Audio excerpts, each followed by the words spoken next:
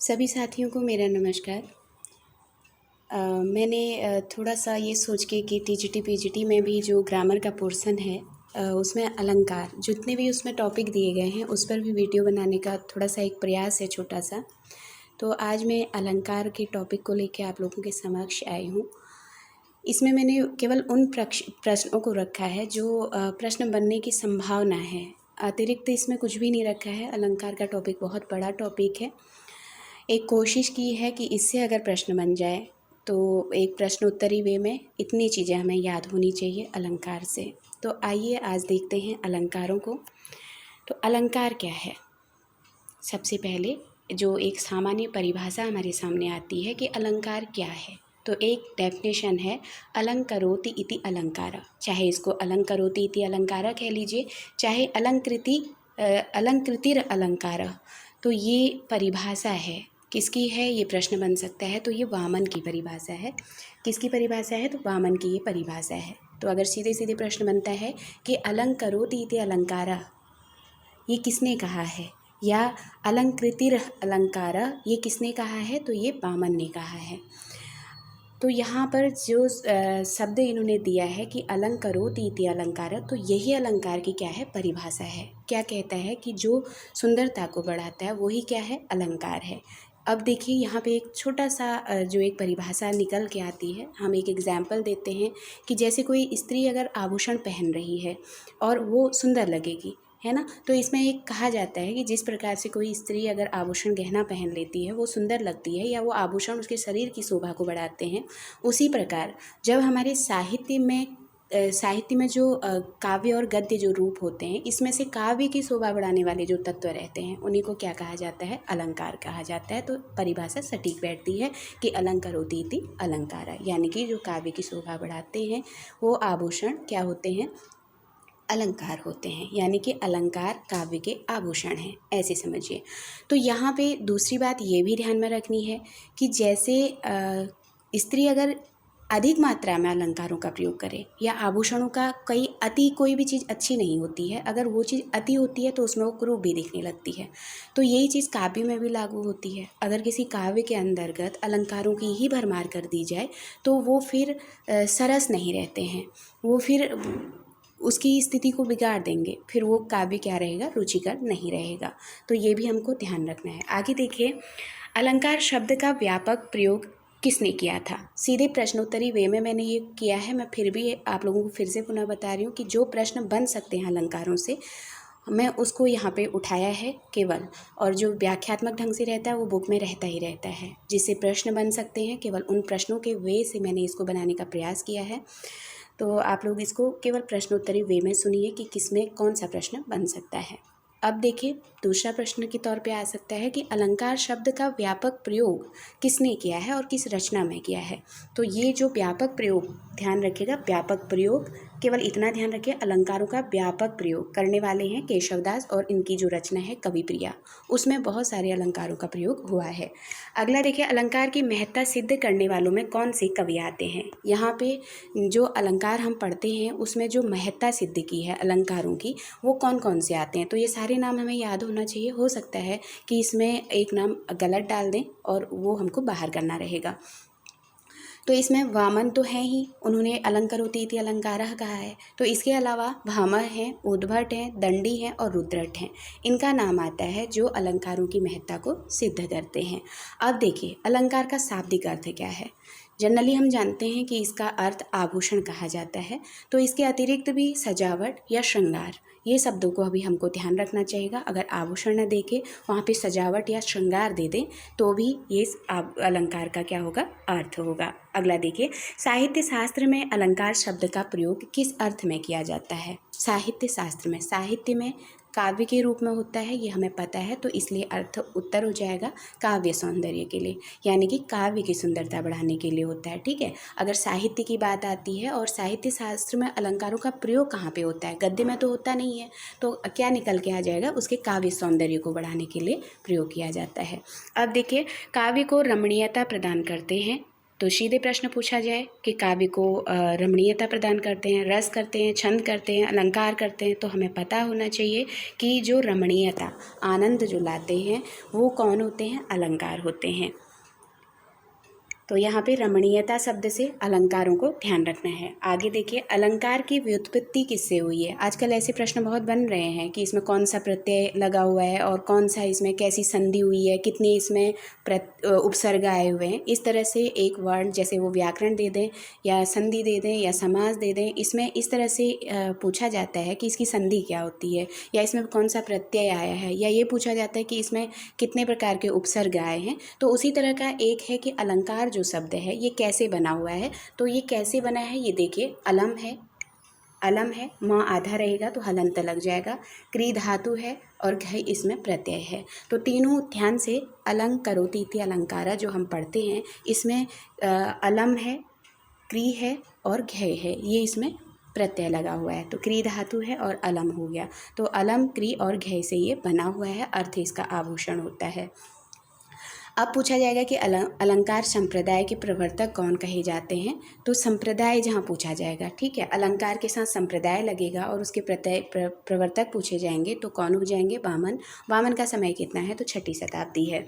भरत मुनि ने अलंकार का उल्लेख किया है। हम सबको पता है कि भरत मुनि का जो ग्रंथ है नाट्यशास्त्र, उसमें इन्होंने अलंकारों का उल्लेख किया है। कितने अलंकार दिए हैं? सबको पता होगा कि ये 4 अलंकार दिए हैं और चारों के नाम ध्यान होना चाहिए कि उपमा, रूपक, दीपक और यमक, ये 4 अलंकार देने वाले कौन है? भरत मुनि हैं। इसमें से देखिएगा, यमक जो इनका अलंकार है इसके इन्होंने 10 भेद किए हैं और उपमा जो है उनके इन्होंने 5 भेद किए हैं। ये भी याद होना चाहिए मोटी तौर पर। अगर बता दिए, प्रश्न पूछ लिया कि भरत मुनि ने जो अपने नाट्यशास्त्र में 4 अलंकारों में अलंकार दिए हैं उनमें से इन्होंने 5 भेद किसके किए हैं, या इन्होंने 10 भेद किसके किए हैं? तो 10 इन्होंने यमक के भेद किए हैं, 5 इन्होंने उपमा के भेद किए हैं। बस इतना आपको याद रखना है। फिलहाल मैं यहाँ लिख दी हूँ कि इन्होंने 5 भेद कौन से किए हैं, पर इतना डीप नहीं जाएगा। अगर चला जाए तो याद होना चाहिए, जो उपमा के ये 5 भेद किए हैं, प्रशंसा है, निंदा है, कल्पिता है और स्पर्शी है और किश्चित सदृशी है। ठीक है, तो ये चीज़ यहाँ ध्यान रखना है। फिर से देखिए, प्रशंसा है, निंदा है, कल्पिता है, सहसी है और किश्चित दृशी है। ठीक है, तो ये 5 भेद इन्होंने उपमा के किए हैं। किसने? भरत मुनि ने। और अलंकार कितने दिए हैं? 4 दिए हैं। चारों का नाम याद होना चाहिए, उपमा, रूपक, दीपक, यमक। अब देखिए, काव्य शोभान करान धर्मान प्रचक्षते, ये परिभाषा है, छोटी सी परिभाषा है। पूछा जा सकता है कि अलंकार के संबंध में ये किसने दी है, तो ये दंडी की दी हुई है। दंडी की परिभाषा है। आगे देखिए, काव्यालंकार ग्रंथ, ठीक है, तो काव्यालंकार ग्रंथ 2 लोगों का मिलता है।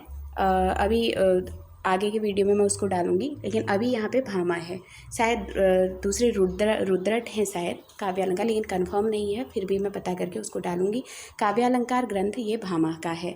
इसके बाद देखिए, भामा ने अलंकारों का वर्णन किया है। अब सीधे सीधे इनके नंबर याद रखिएगा कि किसने कितने अलंकार दिए हैं। अभी हमने केवल भरत मुनि को पढ़ा है कि वो 4 अलंकार दिए हैं। अब भामा का नाम आ रहा है, भामा ने कितने अलंकार दिए हैं, तो भामा ने 38 अलंकार दिए हैं। और उसमें से भी देखिए, प्रश्न अंदर अगर पूछने लगे, अब 38 तो सबको पता होगा, सब जी सरसरी तौर पे देख के याद कर लेते हैं कि 38 इसने दिए हैं, 20 इसने दिए हैं, 24 इसने, 35 इसने। लेकिन जहाँ अंदर से प्रश्न बनेगा, अगर ये प्रश्न बन गया कि भामा ने जो 38 अलंकार दिए हैं उसमें उन्होंने कितने शब्दालंकार दिए हैं और कितने अर्थालंकार, तो यहाँ हमारा दिमाग नहीं लग पाएगा। तो ध्यान रखिएगा, इन्होंने केवल 2 ही ये शब्दालंकार दिए हैं और 36 अर्थालंकार दिए हैं। तो अगर 2 याद कर लेंगे ना कि भामा ने केवल 2 शब्दालंकार दिए हैं, तो 2 को बाहर कर देंगे हम 38 में से, तो 36 बच गए, 36 इनके अर्थालंकार हो जाएंगे।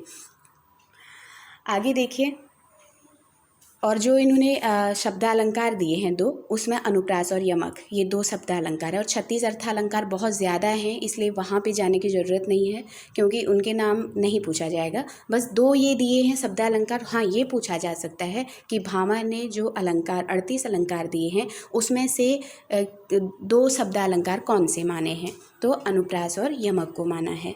ठीक है, ऐसे प्रश्न बन सकता है। अब देखिए, भामा ने अलंकार का मूल किसको माना है।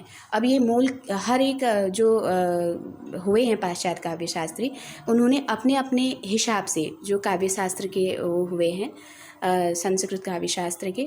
तो विद्वान जो हुए हैं ये मान के चलिए कि कुछ ने वक्रोक्ति को माना है तो किसी ने उपमा को भी माना है, तो कोई ना कोई उसके साथ जुड़ा हुआ है, इसलिए कंठस्थ होना चाहिए। जो भामा हैं इन्होंने अलंकार का मूल किसको माना है, तो अलंकार का मूल भामा ने वक्रोक्ति को माना है।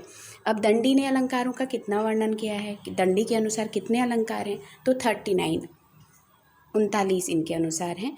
तो अभी हमने 38 पढ़ा था, 38 भामा का हो गया, 39 किसका हो गया, तो दंडी के 39 हो गए, एक बढ़ के दंडी एक और बढ़ा दिए, 39 हो गए।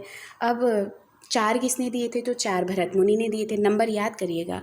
अब देखिए, जहाँ भामा ने केवल 2 शब्दालंकार माने थे, वहाँ दंडी ने 4 शब्दालंकार मान लिए, और उन 4 शब्दालंकारों को अगर हम बाहर करेंगे तो 35 अर्थालंकार निकल जाएंगे।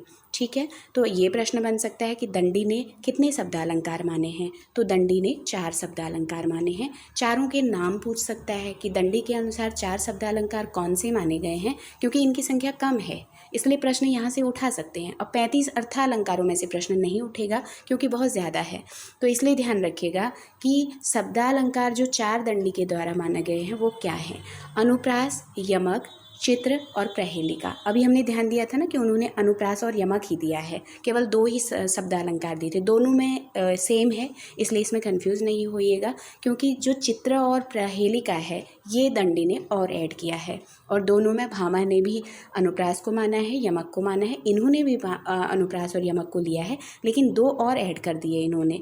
भामा ने 2 कम किए हैं, केवल 2 ही शब्दालंकार माने हैं, लेकिन दंडी ने 2 और करके 4 बना दिए। तो अनुप्रास यमक इनके वहाँ पे रहेगा, उसके साथ साथ चित्र और प्रहेलिका भी जुड़ जाएगी। तो 4 शब्दालंकार इन्होंने दिए हैं और 35 अर्थालंकार दिए हैं। अगला प्रश्न देखिए, पुनरुक्ताभास, छेकानुप्रास, लाटानुप्रास, काव्य हेतु, काव्य दृष्टांत, शंकर, अलंकारों की उद्भावना किसने की है। तो यहाँ प्रश्न महत्वपूर्ण है। जितने भी हम अलंकार पढ़ते हैं, जैसे हम अनुप्रास पढ़ते हैं ना, तो अनुप्रासों के हम कहते हैं कि 5 भेद होते हैं, तो उन 5 भेदों में 2 छेकानुप्रास और लाटानुप्रास भी तो आता है। तो अगर ऐसे पूछ लें कि जो हम अनुप्रास पढ़ते हैं इसमें छेकानुप्रास और लाटानुप्रास की उद्भावना किसने की थी, प्रश्न वहाँ से भी उठा सकता है, ज़रूरी नहीं है, बस हमको जानकारी होनी चाहिए कि जो पुनरुक्ताभास है, छेकानुप्रास है, लाटानुप्रास है, काव्य हेतु हैं, काव्य दृष्टांत है और शंकर है, ये अलंकारों की उद्भावना उद्भट ने की है। ठीक है, तो हम कहीं कहीं पे हमको मिलता है ना कि 3 अलंकार होते हैं, 3 तरह के शब्दालंकार, अर्थालंकार और उभयालंकार। तो उभयालंकार में इनका जो सकर वाला आ रहा है, जो इस तरह से संकर आ रहा है, यानी कि दोनों में, तो इस तरह के वो उभयालंकार में चले जाते हैं। तो याद रखिएगा कि इन सब अलंकारों की पुनरुक्ताभास, छेकानुप्रास, लाटानुप्रास, काव्य हेतु, काव्य दृष्टांत, संकर, इन अलंकारों की उद्भावना किसने की है, तो उद्भट ने की है। और वो तीसरा जो उभयालंकार है उसमें आप पढ़ेंगे तो एक ये प्रमाणिक बुक से ही है, हरदेव बाहरी और वासुदेव नंदन, और साथ में अलंकार पारिजात, ये 3 नरोत्तम स्वामी जी के हैं, उन्हीं से पूछा गया है, उन्हीं से मैं ये प्रश्नोत्तरी को बनाई हूँ। और सबसे बड़ी बात ये है कि एक ने 2 माना है, वासुदेव नंदन में 3 माना गया है, उभयालंकार को भी स्थान मिला है, लेकिन नरोत्तम स्वामी केवल 2 ही मानते हैं। तो ये भी ध्यान में रखिएगा कि किसने 2 माना है, और ये आप जो वहाँ पे ऑप्शन रहेगा उसके अकॉर्डिंग लगाइएगा, क्योंकि जो भोज हैं उन्होंने 3 माने हैं, ये 3 अलंकारों का उन भोज के द्वारा कहा गया है, ऐसा लिखा है। तो ये चीज़ दिमाग में होनी चाहिए कि अलंकार 3 हैं, लेकिन ज़्यादातर स्तर पे अर्थालंकार और शब्दालंकार और अर्थालंकार चलते हैं, तो मुख्य रूप से 2 ही भेद माने जाते हैं। ठीक है, तो तीसरे की उद्भावना किसने की है, तो भोज ने की है, और ये चीज़ हमको ध्यान रखना है। तो 3 भी होते हैं, 2 मानने वाले भी हैं और 3 मानने वाले भी हैं, ये चीज़ दिमाग में रखिए और ऑप्शन के अकॉर्डिंग उसको लगाइएगा। अब देखिए, अलंकार को 6 वर्गों में वर्गीकरण किया। अब 3 तो हम पढ़े हैं, लेकिन 6 वर्गों में वर्गीकरण करने वाले कौन थे, तो उद्भट जो है इन्होंने अलंकारों को 6 वर्गों में बांटा है।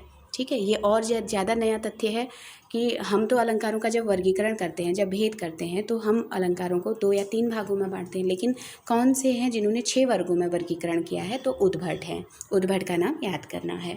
अब आगे देखिए, उद्भट ने कितने अलंकारों का वर्णन किया है, तो 41 वर्ण का वर्णन किया है। देखिए, सबसे ज़्यादा अभी तक 41 उद्भट ही आ रहे हैं। ठीक है, हमने 4 पढ़ा भरत मुनि का, 4 भरत मुनि के पढ़ लिए हैं, 38 हमने दंडी के पढ़ लिए हैं, 38 38 भामह के पढ़ लिए हैं और 39 हमने दंडी के पढ़े हैं। अब 41 पढ़ रहे हैं, ये उद्भट के हो गए। अब वामन ने कितने अलंकारों का वर्णन किया है? अब वामन आ रहे हैं, ये थोड़ा कम चले गए, ये 32 में आ गए। तो ये 32 का किया है वामन ने। और व्याजोक्ति नामक नवीन अलंकार की उद्भावना किसने की है? तो ये प्रश्न महत्वपूर्ण हो सकता है कि जो हम व्याजोक्ति अलंकार पढ़ते हैं, ये नवीन अलंकार की उद्भावना किसने की है? तो हम ऐसे भी याद रखेंगे, यहाँ पर व आ रहा है और यहाँ नाम में भी व आ रहा है ना। तो व्याजोक्ति और वामन, तो इसकी उद्भावना वामन ने की है। ऐसे हमको इसको ध्यान में रखना है, क्योंकि अलंकार बहुत ज़्यादा हैं, दिमाग में रह नहीं पाते हैं। इसलिए व्याज याद करिए और व्याज से वामन याद करिए। तो वामन ने व्याजोक्ति की उद्भावना की है। आगे देखिए, गुण को नित्य धर्म, अलंकार को अनित्य धर्म किसने माना है? अब जो गुण होता है उसको नित्य धर्म माना है और अलंकार जो रहते हैं उनको अनित्य धर्म। अब सीधे सीधे गुण ना भी पूछे, अगर पूछ ले कि अलंकार को अनित्य धर्म किसने कहा है, तो अनित्य धर्म कहने वाले भी कौन है? वामन है। तो यहाँ पे वामन का नाम हो जाएगा अलंकार को अनित्य धर्म कहने वाले।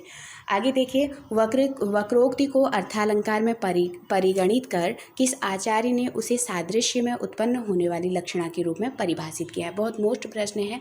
अगर आप जब हम वर्गीकरण पढ़ेंगे तो वक्रोक्ति जो है वो शब्दालंकार में आता है। तो यहाँ पे वक्रोक्ति को अर्थालंकार में परिगणित किया गया है और उसे सादृश्य में उत्पन्न होने वाली लक्षणा के रूप में परिभाषित किया है। किसने? तो अर्थालंकार में मानते हुए सादृश्य में उत्पन्न होने वाली लक्षणा के रूप में वामन ने माना है। अर्थालंकार के 4 वर्ग किसने माने हैं? अब जो हम अर्थालंकार को पढ़ते हैं उसका भी विभाजन कर दिया है, उसके भी 4 वर्ग किए हैं। किसने? तो यहाँ पे उत्तर हो जाएगा रुद्रट ने किए हैं। ठीक है, अर्थालंकार, एक शब्दालंकार पढ़ते हैं, बाद में फिर अर्थालंकार आता है। अर्थालंकार के 4 वर्ग किसने किए हैं? तो रुद्रट ने किए हैं। ठीक, और उन 4 अर्थालंकार के 4 वर्ग जो रुद्रट ने किए हैं उनके क्या नाम है? उनका नाम है वास्तव है, औपम्य है, अतिशय है और श्लेष है। ठीक है, ये 4 वर्ग करने वाले रुद्रट है। आगे देखिए, कुंतक ने कितने अलंकारों का वर्णन किया है? अब अभी तक हम एकदम काउंटिंग बढ़ते हुए क्रम में देख रहे थे, अब धीरे धीरे वामन से घट रहे हैं। वामन 32 में आए थे, अब कुंतक और नीचे आ गए हैं, 20 में आ गए हैं। तो कुंतक ने कितने अलंकारों का वर्णन किया है? 20 का कर रखा है। तो कुंतक ने अलंकारों की जो संख्या बताई है वो 20 बताई है। अब देखिए, अलंकारों के 3 वर्ग किसने किए हैं? जो हम अभी 6 वर्ग वाला पढ़ा था तो याद होना चाहिए, उद्भट ने किया था। अब 3 वर्ग में किसने किया? जो हम अभी आपको बता रहे थे कि किसने 3 वर्ग, कभी कभी मैंने बहुत पहले एक प्रश्न देखा था जिसमें बताया था कि जो शब्दालंकार है, अर्थालंकार है और उसके बाद कहीं कहीं उभयालंकार आया है, ये उद्भट ने किया है।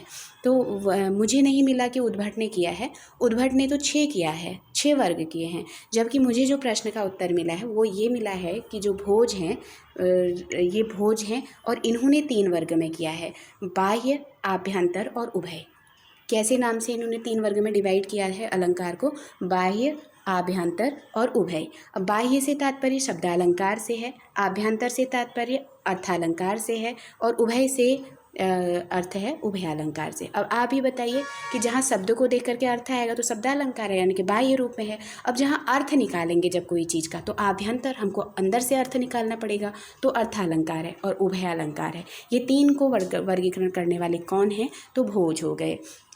अब देखिए, इनकी जो संख्या है अलंकारों की, जो भोज ने मानी है वो सबसे ज़्यादा है। कितनी है? 72 है। इन्होंने 72 अलंकार माने हैं। और सबसे बड़ी बात है, इन्होंने जो डिवाइड कर रखा है अलंकारों को 24, 24, 24 करके किया है। आप 24, 24, 24 को जब काउंट करेंगे तो ये 72 हो जाएंगे। तो 24 इन्होंने शब्दालंकार 3 भागों में बांटे हैं, तो तीनों में इन्होंने 24, 24 अलंकार रख लिए। तो 24 इन्होंने शब्दालंकार में रख लिया, 24 इन्होंने अर्थालंकार रख लिए और 24 इन्होंने उभयालंकार रख लिए। और इनकी संख्या कितनी बताई? 72 बताई है।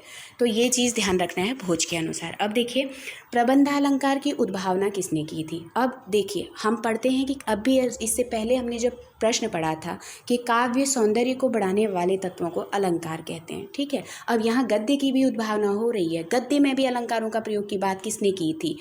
गद्य मतलब प्रबंध। प्रबंध काव्य क्या होते हैं? चाहे वो निबंध हो, चाहे जो मतलब गद्य ढंग से नाटक हो, है ना, तो प्रबंध या नाटक प्रबंध काव्य जो जिसको हम महाकाव्य या इस तरह का जो विस्तृत काव्य होता है, तो प्रबंध काव्य लिखना जिसको हम प्रबंध काव्य की श्रेणी में रखते हैं, चाहे और नाटक हो गए, ये क्या है, ये गद्य की विधाएं हैं। तो गद्य में भी अलंकारों को परिणित करने वाले कौन थे, तो ये भोज थे। तो ये प्रश्न मोस्ट हो सकता है, क्योंकि हम काव्य की शोभा बढ़ाने वाले तत्वों को अलंकार कहते हैं, यही पढ़ते आ रहे हैं।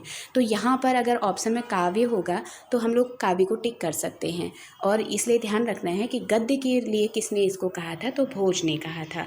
अब आगे देखिए, उपमा, रूपक, उत्प्रेक्षा उभयालंकार माना है। ठीक है, उपमा, रूपक, उत्प्रेक्षा को उभयालंकार किसने माना है, तो भोज ने। अच्छा प्रश्न है ये भी। उपमा, रूपक और उत्प्रेक्षा जो हम इनको शब्दार्था में ही पढ़ते हैं, लेकिन यहाँ पे इनको उभयालंकार दोनों में माना है, शब्दा में भी और अर्था में भी। ये मानने वाले कौन हैं, भोज हैं। और सम, सामान्य, विनोक्ति, अतद्गुण की उद्भावना किसने की है। देखिए, सम, सामान्य, विनोक्ति। आप ध्यान इसको हम पढ़ेंगे नहीं, क्योंकि इनसे प्रश्न नहीं बने हैं कभी भी। पंक्तियां हमने ऐसे नहीं देखी कि इसमें सम अलंकार है या इसमें सामान्य अलंकार है या इसमें विनोक्ति अलंकार है, ऐसा नहीं पढ़ा है। हाँ, अतद्गुण वाला पढ़ा गया है, तद्गुण या अतद्गुण ये पढ़ा जाता है। तो इसलिए ध्यान रखिएगा कि सम हो गया, सम के बाद सामान्य हो गया, फिर विनोक्ति हो गया और अतद्गुण हो गया। ये इनकी उद्भावना किसने की थी, तो मम्मट के द्वारा की गई है। अलंकार के 5 वर्ग, अलंकार के 5 वर्ग, अभी हमने 6 पढ़े थे, 6 के बाद हमने भोज के द्वारा 3 पढ़े थे, अब 5 में आ गए। ठीक है, 5 किसने माने हैं, और उन 5 का नाम है सादृश्य, विरोध, श्रृंखला, न्यायमूल और गुणार्थ प्रतीक। ये किसने इतने अलंकार 5 वर्गों में माने हैं, तो मानने वाले हैं रुय्यक। ठीक है, और याद रखिएगा जो इन्होंने न्यायमूलक जो इनका वर्ग है, यानी कि इन्होंने 5 भागों में बांटा है। एक सादृश्य हो गया, एक विरोध हो गया, एक श्रृंखला हो गया, एक न्यायमूलक हो गया और एक गुणार्थ प्रतीक हो गया। इसमें से जो न्यायमूलक है इसके इन्होंने 3 भाग किए हैं, वर्ग न्याय, वाक्य न्याय और लोक न्याय। तो यहाँ अगर प्रश्न बनता है कि अलंकारों के 5 वर्ग किसने माने हैं, तो याद होना चाहिए कि ये रुय्यक ने माने हैं। और वो 5 वर्ग कौन कौन से हैं, सादृश्य है, विरोध है, श्रृंखला है, न्यायमूल है और गुणार्थ प्रतीक है। तो ये रुय्यक के द्वारा माने गए हैं। उसमें से जो न्यायमूल वाला इन्होंने वर्ग किया था, उसमें इन्होंने वर्ग न्याय, वाक्य न्याय और लोक न्याय, तो न्याय न्याय इसमें शब्द लगाया तो जान जाएंगे कि न्यायमूल जो इनका विभाजन हुआ है उसी के 3 भाग किए हैं। आगे देखिए, उपमा को अलंकारों का मूल किसने माना है। अभी हमने 2 प्रश्न देखे हैं, वक्रोक्ति को मूल माना था, अब यहाँ पे उपमा को मूल माना जा रहा है। ठीक है, तो उपमा को अलंकारों का मूल किसने माना है, रुय्यक ने माना है। ठीक है, उपमा अलंकार को अलंकारों का मूल किसने माना है, तो रुय्यक ने माना है। परिणाम, उल्लेख, विकल्प, विचित्र अलंकारों की उद्भावना किसने की है। अब ये अलग से अलंकार आ रहे हैं, परिणाम अलंकार और उल्लेख पूछा जाता है ना, विकल्प है, विचित्र है, औरों को नहीं भी ध्यान रखेंगे, बस उल्लेख हमसे पूछा जाता है कि उल्लेख अलंकार कहाँ पे है। तो ये परिणाम है, उल्लेख है, विकल्प है, विचित्र है, इन अलंकारों की उद्भावना किसने की है, तो ये रुय्यक ने की है।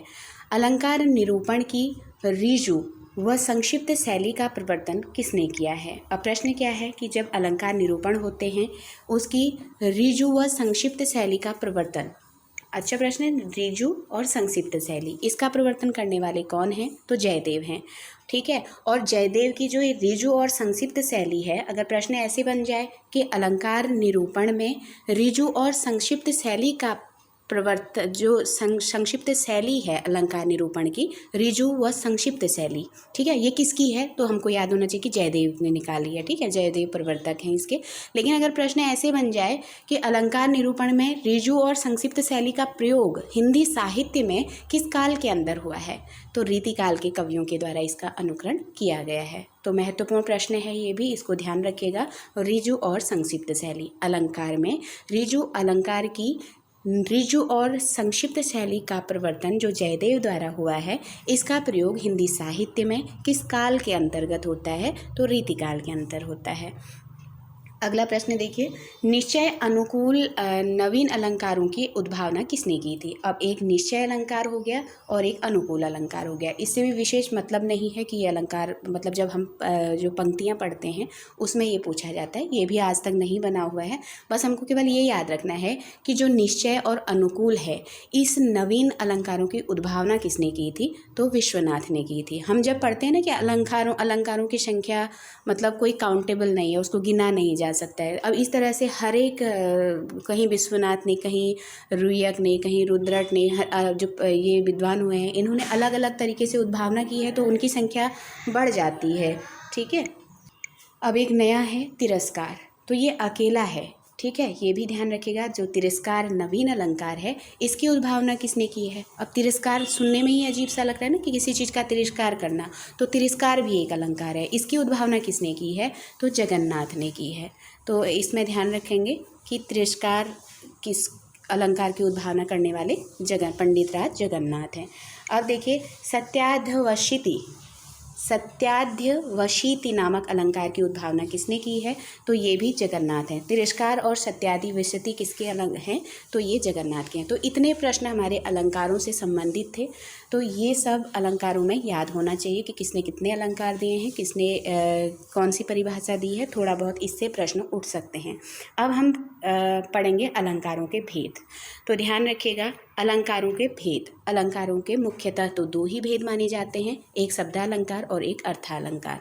शब्दालंकार क्या होता है, जहाँ शब्द के रूप के आधार पर हम अर्थ निकालते हैं, शब्द के रूप को देख करके तो शब्दालंकार होते हैं। और जहाँ अर्थ के आधार पर उसको डिफाइन किया जाता है तो वहाँ अर्थालंकार होता है। जहाँ शब्द और अर्थ को दोनों में मिल जाता है, उभय हो जाएगा, तो वो उभय अलंकार के अंतर्गत आ जाएगा, जिसने 3 माने हैं। तो हर एक ने अलग अलग माने हैं, तो तीन जिसने माने हैं उसमें याद रखिएगा कि ये भोज ने माना है। ठीक है। और मैं इसको इंडिकेट कर दी हूँ कि जो नरोत्तम स्वामी हैं, जिनका अलंकार पारिजात मिलता है, उन्होंने 2 ही अलंकार माने हैं। और वासुदेव नंदन जो हमारी पुस्तक है उसमें 3 अलंकार माने गए हैं। तो ये दोनों आपको याद होना चाहिए। आगे देखिए, शब्दों के प्रयोग में कवि ऐसे कौशलों का विकास करे जिससे चारुता या चमत्कार आ जाए, तो इसको क्या कहेंगे। प्रश्न है, शब्दों के प्रयोग में कवि ऐसे कौशलों का विकास करे जिससे चारुता या चमत्कार आ जाए, तो उनको कौन सा अलंकार कहेंगे, तो उनको शब्दालंकार कहेंगे। जब चमत्कार व चारुता अर्थ द्वारा हो, तो स्पष्ट है अर्थ आ गया तो ये अर्थालंकार कहलाएंगे। अब देखिए शब्दालंकार, अब हम आज एक इंडेक्स जैसा बना लेते हैं कि शब्दालंकार कितने होते हैं, अर्थालंकार कितने होते हैं। तो जब इसको जान लेंगे तो उसके बाद कल से हम इन अलंकारों पे केवल पंक्तियाँ देखेंगे कि किस अलंकार में कौन सी पंक्तियाँ हैं। और पंक्तियाँ ही ज़्यादातर पूछी जाती हैं कि इसमें कौन सा अलंकार है, उसको थोड़ा व्याख्या करके या जैसे भी हो उसको समझने का प्रयास करेंगे। और ज़्यादा से ज़्यादा मैं पंक्तियाँ लाने की कोशिश करूँगी जिस अलंकार से भी वो संबंधित रहेगा। पहले देखिए शब्दालंकार को। शब्दालंकार में देखिए पहला है अनुप्रास। अनुप्रास के 5 भेद होते हैं। सीधे आप देखिए कि इस पहले आता है शब्दालंकार। तो शब्दालंकार में अनुप्रास पहला अलंकार है और इस अनुप्रास के अंदर 5 भेद हो जाते हैं। छेकानुप्रास, वृत्यानुप्रास, लाटानुप्रास, श्रुत्यानुप्रास और अंत्यानुप्रास। ठीक है, तो ये चीज़ ध्यान रखिएगा। छेकानुप्रास होता है, वृत्यानुप्रास होता है, लाटानुप्रास होता है, श्रुत्यानुप्रास होता है, अंत्यानुप्रास होते हैं। तो एक अलंकार के अंदर उसके 5 भेद पाए जाते हैं। अगर पूछा जाए कि अनुप्रास के कितने भेद होते हैं, तो अनुप्रास के 5 भेद होते हैं। नाम क्या है, छेकानुप्रास, वृत्यानुप्रास, लाटानुप्रास, श्रुत्यानुप्रास और अंत्यानुप्रास। अब यहीं पर ध्यान रखिएगा, जो छेकानुप्रास और वृत्यानुप्रास है और यहाँ पे श्रुत्यानुप्रास और अंत्यानुप्रास है, ये वर्ण को लेकर के चलते हैं। ठीक है, इनका जब आप पंक्तियाँ देखेंगे तो एक एक वर्ण रहेगा। ठीक है, केवल एक लाटानुप्रास ऐसा है जहाँ पे शब्द रहता है। ये इसकी एक विशेष, इसका हम कहेंगे कि ये विशेष बात है इसकी, कि जैसे उदाहरण दें तो पूत कपूत तो का धन संचय, पूत सपूत तो का धन संचय। तो यहाँ पे जो पूत शब्द आया है ये पूरा पूरा एक शब्द लेके चला है। ठीक है, तो और अगर औरों का उदाहरण आप देखेंगे तो तरनी तनुजा तट तमाल तरुवर बहु छाए, तो यहाँ पे तरनी तनुजा, तनुजा तर्तमार, केवल तो वर्ण आ रहा है। देखिए, तो जितने भी, चाहे वो लाटानुप्रास, ये वृत्यानुप्रास पढ़िए, चाहे छेकानुप्रास पढ़िए, चाहे श्रुत्यानुप्रास पढ़िए, चाहे अंत्यानुप्रास पढ़िए, इन सब में आपको वर्ण दिखाई देंगे। लेकिन केवल एक अनुप्रास ऐसा है जो शब्द में चलता है, और वो है लाटानुप्रास, जैसे पूत शब्द आया है।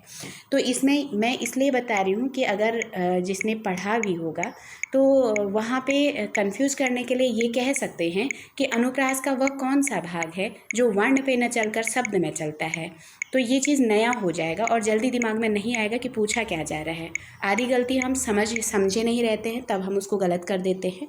तो यहाँ कहने का तात्पर्य ये है कि वर्ण से तात्पर्य यही है और शब्द से यही है कि जब हम पंक्तियाँ पढ़ते हैं तो वर्ण की बार बार जो आवृत्ति होती है तो ये 4 अलंकारों में पाई जाती है। केवल एक अलंकार ऐसा है लाटानुप्रास जो शब्द में चलता है।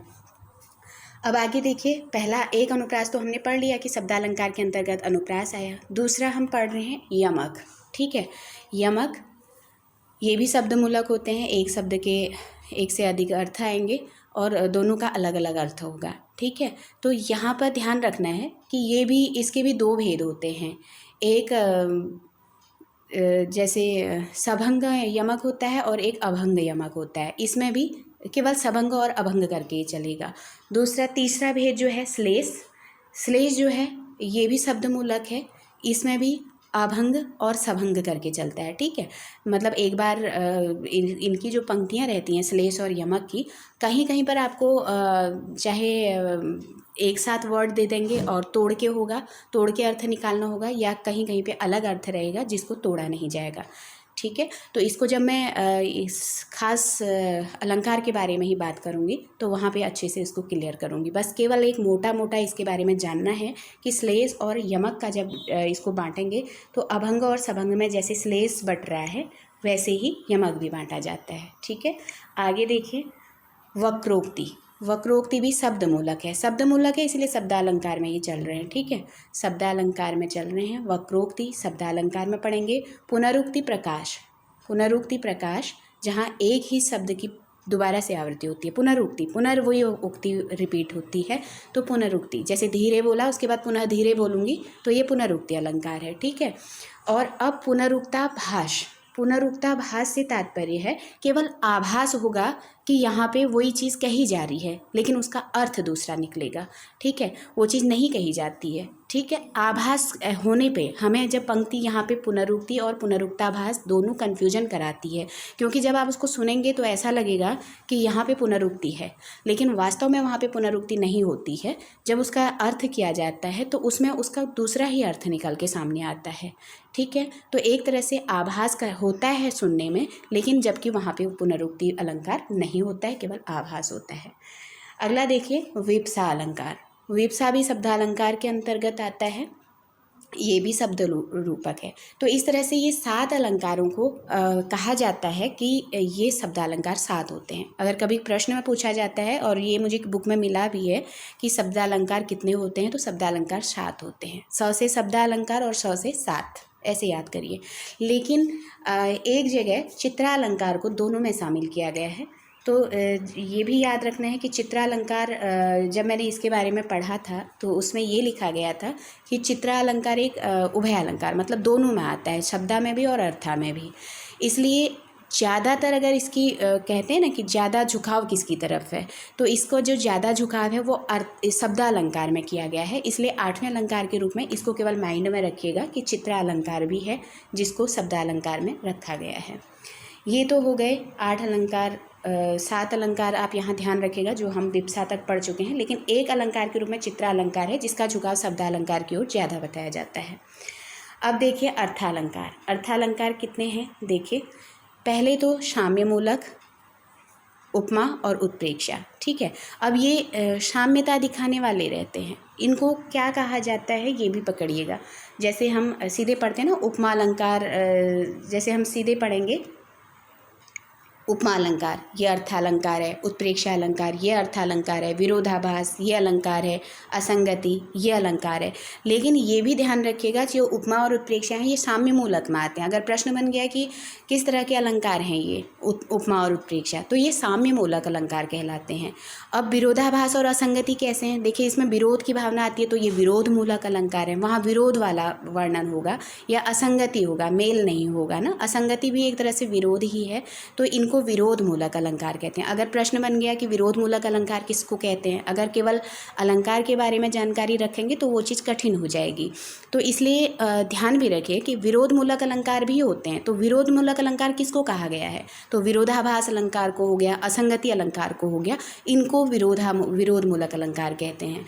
अब साम्य मूलक अलंकार किसको कहा गया है? तो प्रश्न बन सकता है इसमें हमारे लिए नया हो जाएगा कि साम्य मूलक तो आज तक पढ़ा नहीं है कि साम्य मूलक अलंकार किसको कहा गया। ऑप्शन में होगा उपमा है, विरोधाभास है, पुनरुक्ति प्रकाश है, या विवसा है। अब इसमें से कह देंगे कि इसमें बताइए साम्य मूलक अलंकार कौन है। अब जिसने पढ़ा होगा कि उपमा और उत्प्रेक्षा साम्य मूलक में आते हैं तो वो सही कर पाएगा उसको। तो साम्य मूलक में उपमा उत्प्रेक्षा आ गए, विरोध मूलक में विरोधाभास और असंगति आ गए।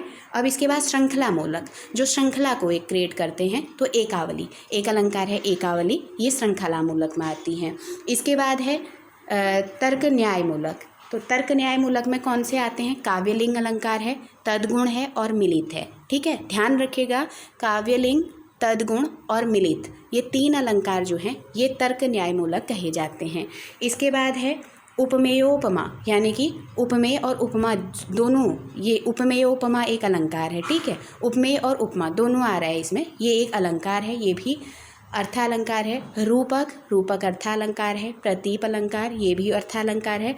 अर्थांतर न्यास अलंकार, ये भी अर्थालंकार है। काव्यालिंग, ये भी अर्थालंकार है। अतिशयोक्ति, ये भी अर्थालंकार है। स्मरण, ये भी अर्थालंकार है। स्वाभावोक्ति अर्थालंकार। संदेह अर्थालंकार।